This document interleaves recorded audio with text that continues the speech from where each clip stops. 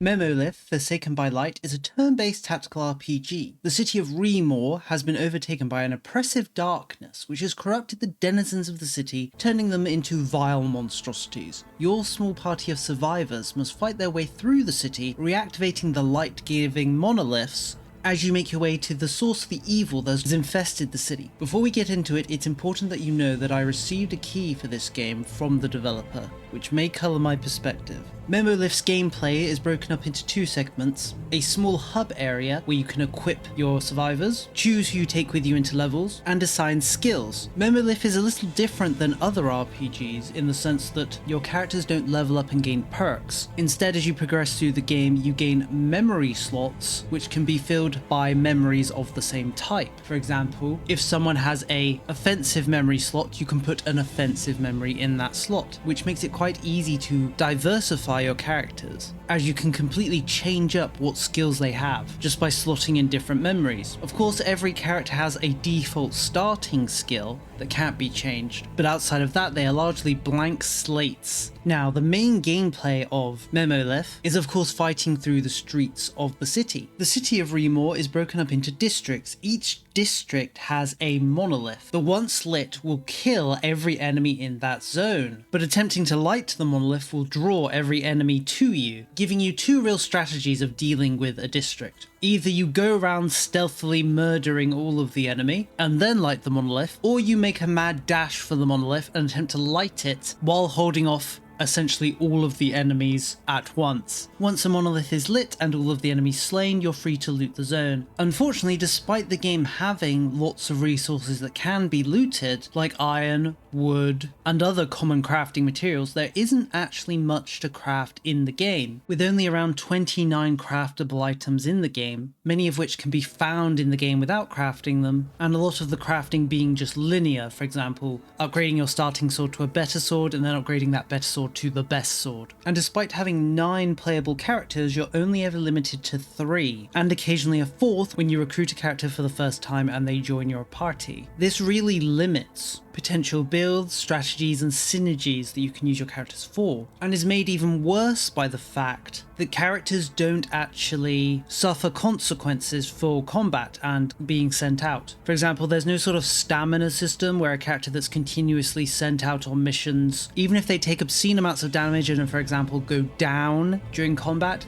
there are no consequences once you return to base. Their health immediately replenishes back to max, and they don't suffer any consequences for being put into a down state. And despite how this game looks, it's not a roguelike. If a character does die in a mission, you're simply told to reset the encounter. It's not possible for characters to permanently die. So in my case, I simply settled into a rut where I used the same 3 characters for pretty much the whole game with very little variation, because I simply didn't feel a need to. Of course, once I encountered other characters, they'd had interesting abilities that I could have used, but since I'd found a strategy that worked, what's the point in switching it up, right? And the game didn't give me an incentive to switch it up, which is something they could have very easily done by encouraging you to use different characters instead of just using the same ones over and over again. The game also has a real problem, I should say, with the idea of puzzle battles. Nearly every boss fight in the game is essentially a puzzle in some way and not really a tactical battle. And some of these puzzles are very annoying in my view. For example, there is an enemy who, every time a character takes a step, he counts down to his movement, and when it's his turn, he essentially kills everyone within a zone, and if that's one of your characters, you have to restart the fight. So the only way to effectively fight him is to just keep moving your characters outside of his attacking range and triggering explosive barrels in his attacking range so he'll swallow them and take damage. A very boring encounter where there isn't much tactical thought and is more like a puzzle. And unfortunately, that tends to continue for pretty much the whole game. There are very few boss fights that I would consider tactical battles. Instead, most of them I consider as puzzle fights. Even some really strange ones later on in the game, like having to line your characters up in order to transfer light from a monolith to the boss to kill them, which again is more of a positioning puzzle than a tactical battle. I won't spoil it too much, but even the final boss has a lot of puzzle elements to him. Luckily, those are just the bosses. The normal fights you spend majority of the game fighting are are very much tactical and are all about positioning and correct use of abilities, as you are often vastly outnumbered with your simple 3 characters versus seemingly infinite amounts of enemies. Overall, I found the gameplay enjoyable. As I love tactics games, that's not unsurprising, though I do dislike the amount of puzzle fights in the game, as I've mentioned.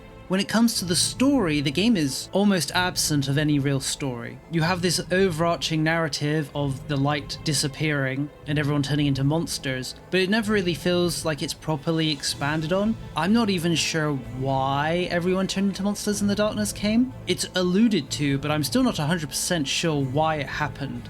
It could be I simply just missed something, perhaps very glaring and obvious. I still feel as if there's lots of questions that weren't answered by the game. Unfortunately, this extends to your characters as well. Each of your characters has a background, which isn't really expanded on. Each of them also has a personal quest, but these personal quests are not revealed to you at any point in the game. You just have to kind of stumble upon them by bringing a character to a location where their quest happens. For example, for your starting character, the knight, you have to bring him to his home, but the game gives you no indication of where his home is, whether he needs to go to his home, and why he needs to go there. You simply have to get lucky and pass by his house while you have him in your party, and he'll say, "Oh, that's my house." And then you can go inside and receive some story information about him. But for many of the characters, unless you plan to just traipse through the entire game, bringing them to every location, and of course keeping in mind that you can only have 3 with you at a time, you're likely to miss the majority of your character's stories, and what little character development there is. To make it even worse, finishing the character stories doesn't really give you anything. If you're lucky, you might get resources or maybe an item or weapon, but you don't gain a stat boost or a new ability or anything like that. It's simply just for flavor, which honestly is a bit of a waste, making a story, in my view, very forgettable, both in characters and in overall plot. There's simply not a lot going on story-wise, and what is going on is either not directly told to the player, or is hard to find in the case of character stories. In conclusion, I have a hard time recommending this game. It's a very fun tactical game, outside of those boss fights I mentioned and their puzzle-like nature, but it's also very limited. There simply isn't a lot to the game here. It took me around 16 hours to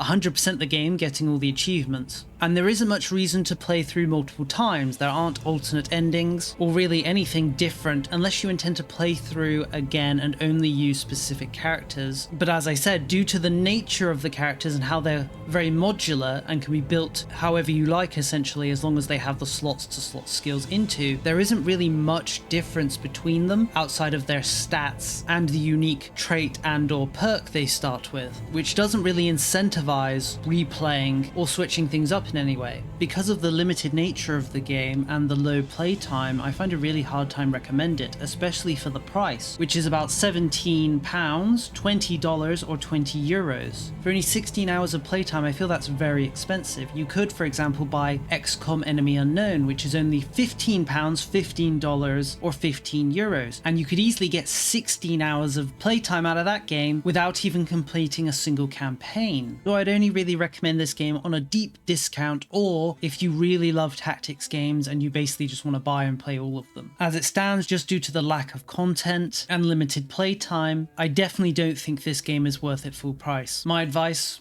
simply wait for a sale. For now, this is the end of the video. Thank you for watching. I do hope it was useful to you and helped inform your purchasing decisions. Thank you for watching, and I'll see you next time.